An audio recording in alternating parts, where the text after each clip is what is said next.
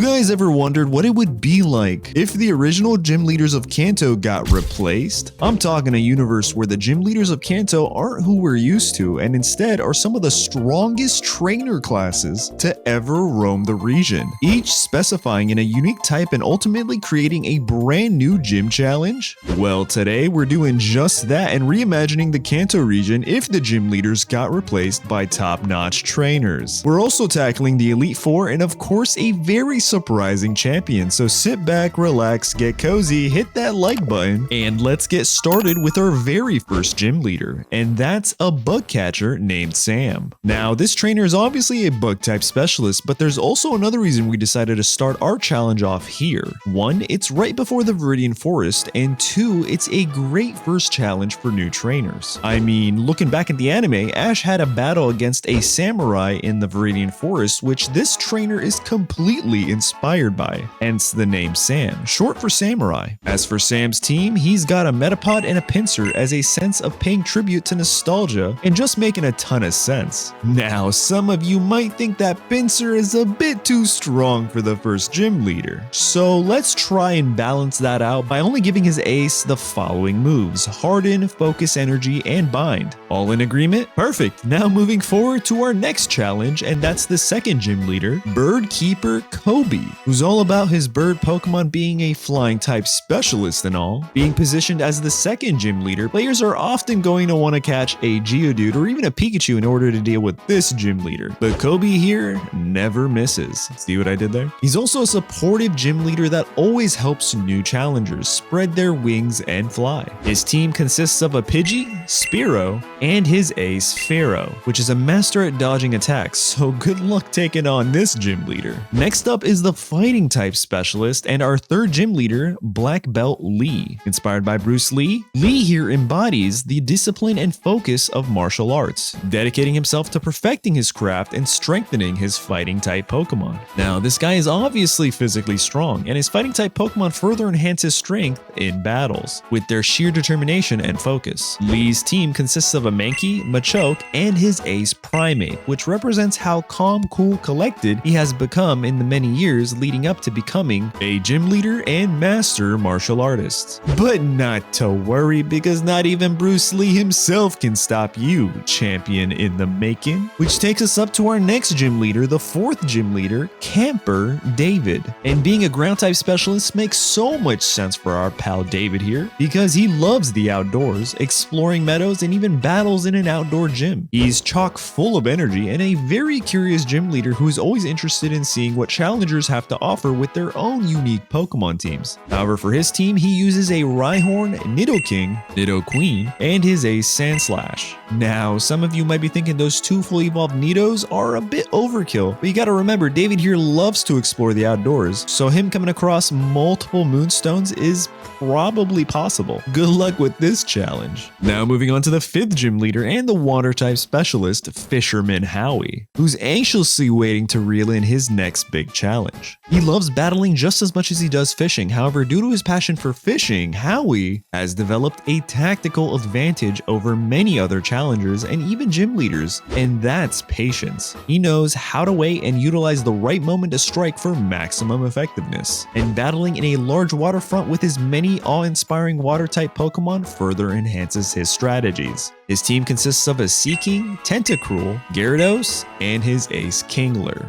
Next up is the young lass Stacy, who specializes in the normal type, but don't think this gym leader is a pushover. Not only is she the sixth gym leader, but she also has access to some of the tankiest and dominant Pokemon known throughout the region of Kanto. But not to worry though, Stacy is extremely friendly and very welcoming to trainers from all over. But once it's time for her to turn on gym leader mode, then the blinders go up and she becomes a cunning strategist with her team of Chansey, Wigglytuff, Clefable, and her ace Snorlax, who she actually acquired when it was blocking the road into her town many years ago. But even though Snorlax is a beast of a Pokemon, you find your way to victory and move on towards the seventh gym, which is led by none other than Pokemaniac Kevin, the psychic type specialist. And this guy is a bit eccentric to say the least. He doesn't quite like leaving the basement of the gym and often mumbles when he's talking to his peers and people. However, when it's time to battle, it's like a switch has been flipped and he becomes a very confident gym leader who directs his team of psychic-type Pokemon to the battlefield with awe-inspiring precision.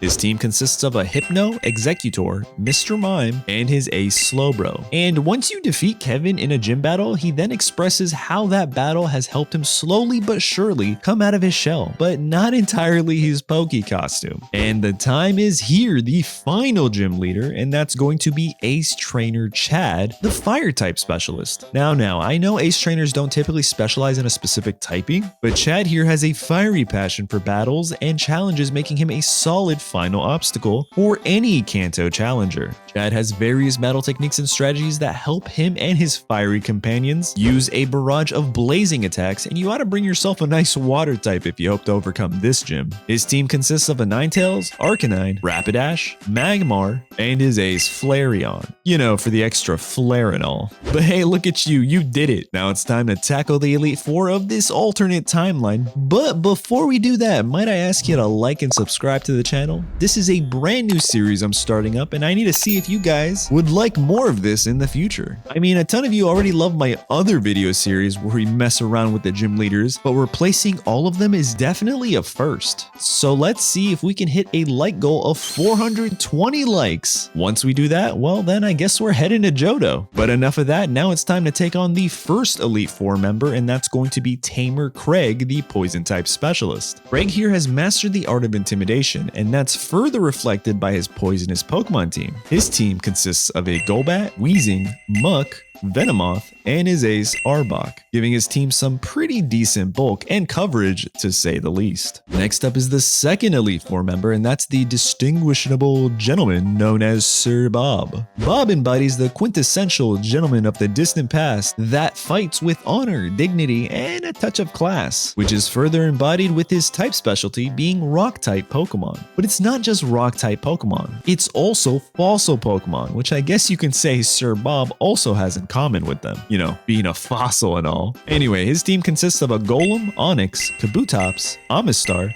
and his ace Aerodactyl, who can soar the skies as well as pierce through any enemy. Now it's time to check out the third Elite Four member, and that's this rockstar Floyd, the electric type specialist. And just like the guitar he carries around, he loves playing his music as well as battling, and I guess you can say his battles are somewhat electrifying. Ooh, nice. He also utilizes a ton of sound-based moves that are further enhanced by his electric type Pokemon. His team consists of an Electrode, Magneton, Jolteon, Raichu, and his ace Electabuzz. But be careful not to get electrocuted in this matchup. There, you did it again, made it to the final Elite Four member, and that's going to be the Elder Sage known as Sozin, who is an embodiment of wisdom and tranquility, and is all about being one with nature, which is further reflected with his type specialty being a grass type. He utilizes a ton of healing and status effects in his battles, making him the pinnacle of everything a trainer needs to master in order to truly be marked the strongest trainer of the whole Pokemon League. He does this with the following team of Tangela, Vileplume,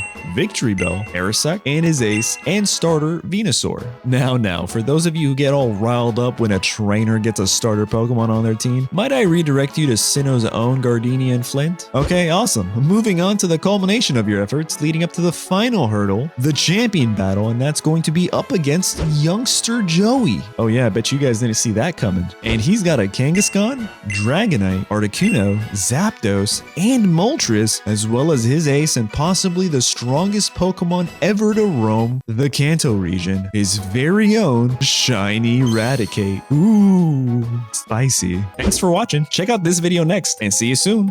Bye.